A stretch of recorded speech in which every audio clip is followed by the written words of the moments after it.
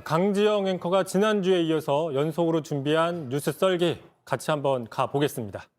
네, 오늘 준비한 재료 이겁니다. 지지율이 좀 박스권에 갇혔다는 평가도 있는데 제 생각 그리고 또 제 진심을 시민에게 열심히 전달하겠습니다. 그러면 시민들께서 평가해 주실 거라고 믿습니다. 안철수의 언박싱.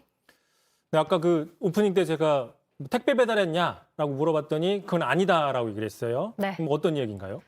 네, 사실 언박싱이라는 단어가 그 유튜브 콘텐츠 중에서 물건을 이렇게 공개하는 그 과정을 찍는 걸 언박싱 영상이라고 부르는데 안철수 후보가 그걸 했다는 건 아니고요. 지지율 얘기를 갖고 왔습니다. 그러니까 박싱, 박스, 박스권, 지지율. 박스권에 갇혀 있다. 네, 그거를 풀어내는 게 언박싱이다. 네, 그렇습니다. 상당히 센스가 돋보인다. 센스가 돋보인다. 본인이 던져주신 걸 제가 예. 덥석 잡았던 걸로 기억을 합니다. 네. 자, 그러면 이제 앞서 영상에서 그러면 안철수 후보 지지율 얘기한 것 같은데, 그러니까 지지율이 지금 그러니까 높지 않다, 뭐 이렇게 얘기를 하시는 거죠 지금? 네, 그렇습니다. 오늘 발표된 리얼미터 차기 대선 후보 지지율 좀 조사를 보겠습니다. 사실 최근에 안철수 후보가 굉장히 상승세를 탔었습니다. 초반만 해도요, 연초만 해도요. 근데 최근에 나온 여론조사를 보니까 하락세로 돌아섰다 이런 분석들이 나오고 있습니다. 뭐 사실 이 여론조사 나오기 전에도 그런 기사들은 좀 나오긴 했었는데요. 요즘 뭐 상승세가 조금 주춤한다 이런 분위기가 읽히고 있습니다. 하지만 또 앵커도 기억하시겠지만 연초, 제가 언급드린 연초만 해도 지지율 첫 10%대를 돌파하고 상승세를 보이던 안철수 후보였습니다. 그러니까 당시 윤 후보의 지지율이 떨어지고 안 후보가 지지율 상승세를 치면서 굉장히 다른 분위기를 형성을 했었죠. 그러니까 정리하면 안철수 후보 지지율이 그러니까 연말 연초에서는 상당히 상승세였고 반대로 윤석열 후보의 지지율은 하락했다. 이게 되돌아보면은 당시 뭐 지금도 그렇지만 지금 야권에서는 정권 교체에 대한 지지율이 윤 후보에 대한 지지율보다 높잖아요. 그러다 보니까 그 당시에 그 정권 교체에 대해서 윤 후보가 아니어도 상관이 없다. 이른바 후보 교체론이 나오고 그러다 보니 안 후보가 또 두각을 나타내는 뭐 그런 상황이 있었다라는 거죠, 그때는. 네, 그렇습니다. 그래서 사실 그 기점을 봤을 때 국민의힘과 국민의당 간의 설전 수위가 한층 더 높아진 모습을 보이기도 했는데요. 그러니까 국민의힘 입장에서는 윤석열 후보의 반사 효과로 안철수 후보의 지지율이 오른 것이다. 하지만 안철수 후보는 반사 효과가 아니다. 이렇게 주장했는데 이준석 대표와 또 안철수 후보 간의 설전이 있었습니다. 들어보시죠. 안철수 대표의 최근 지지율 상승을 보면은 윤석열 후보를 원래 지지하던 저희 당을 지지하던 2030 지지층이 상당 부분 이전되어서 지지율 올라간 걸 보입니다. 그런 반사이익이 전혀 아닙니다. 이 조사들을 보면 윤석열 후보가 오를 때도 저도 올랐었습니다. 그러니까 이건 전혀 반사이익이 아니고 자, 정리하면은 지금 이제 국민의힘의 그 이른바 내분 상황이 좀 정리가 됐죠. 내분이 정리가 되면서 윤 후보의 지지율이 계속 좀 오르는 모습이다 보니까 상대적으로 안 후보의 상승세가 좀 주춤하고 있다. 뭐 이렇게 볼 수 있는 건데, 자, 그러다 보니 안철수 후보 입장에서는 아까 보셨던 것처럼 언박싱을 더 집중적으로 하려고 한다. 뭐 이렇게 분석을 해볼 수 있는 거네요. 박스권을 벗어나고 싶어하는 마음이 클 수 있겠죠. 사실 요즘 들어서 안철수 후보와 이준석 대표 간의 설전이 굉장히 거세지고 있는 상황인데 사실 안철수 후보의 지지율이 두 자릿수를 기록하면서 더 거세지고 있습니다. 바로 어제 이준석 대표가 페북에 글을 이렇게 올렸습니다. 3등 후보에 대해서 이야기하면 이제 패륜이라고 한다. 3등 후보 행태가 안타깝습니다라고 했는데 단일화 경선에서 이제 어떻게든 이겨보겠다고 뭐 내곡동 생태탕 의혹을 꺼내들었던 귀당의 패륜 뭐 이렇게 적기도 했습니다. 여기서 이 대표가 언급하는 3등 후보는 안철수 후보입니다.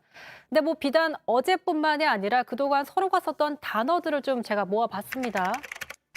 이준석 대표는 뭐 자기 중심으로 도는 망상이다. 옹졸함 버리지 못했다. 그랬더니 안철수 후보는 옹졸 신경 안 씁니다. 이렇게 맞받아치고요.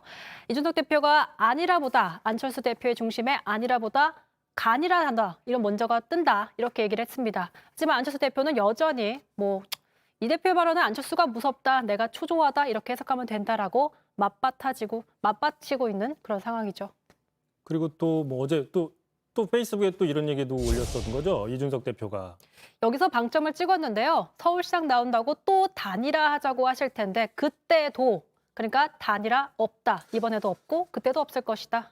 그 지금 강지영 앵커가 준비해온 그 서로 간의 논쟁을 좀 보면 이게 지금 윤석열, 안철수 후보의 단일화가 아니라 안철수 이준석 대표 간의 어떤 뭐 서로 싸움, 라이벌 관계 뭐 이렇게 해석을 해볼 수도 있지 않을까 신기하네요. 자, 어쨌든 간에 지금 국민의힘에서 그런데 앞서서는 단일화해야 된다 이런 얘기들이 국민의힘에서 나왔거든요. 사실 안철수 후보 같은 경우는 처음부터 지금까지 계속 단일화 없다라는 입장이었기 때문에 그럼 지금 국민의힘 내부 사정이 바뀐 건가요?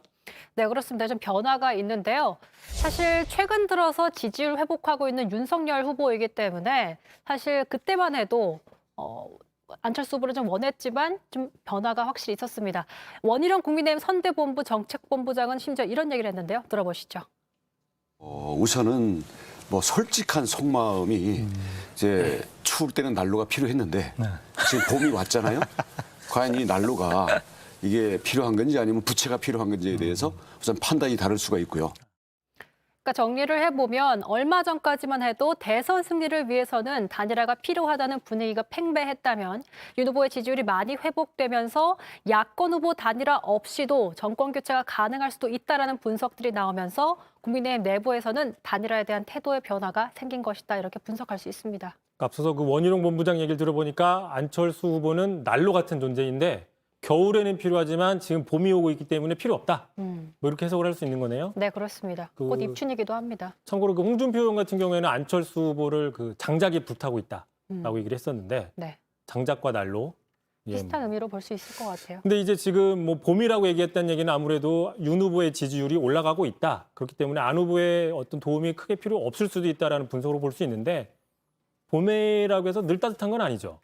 꽃샘추위도 있기 때문에 앞으로 봄이 계속 따뜻할지 또 남은 기간 꽃샘추위가 올지는 더 지켜봐야 될 것 같습니다. 네. 자, 오늘 강지영 앵커의 첫 번째 저와하는 첫 번째 썰기. 그러니까 위치가 서는 위치가 달라지니까는 보는 것도 좀 달라지는 것 같고 네. 제가 좀 숙제 검사를 하고 싶었는데 네. 내일부터 더 열심히 숙제 검사를 또 날카롭게 해보겠습니다. 네, 고맙습니다.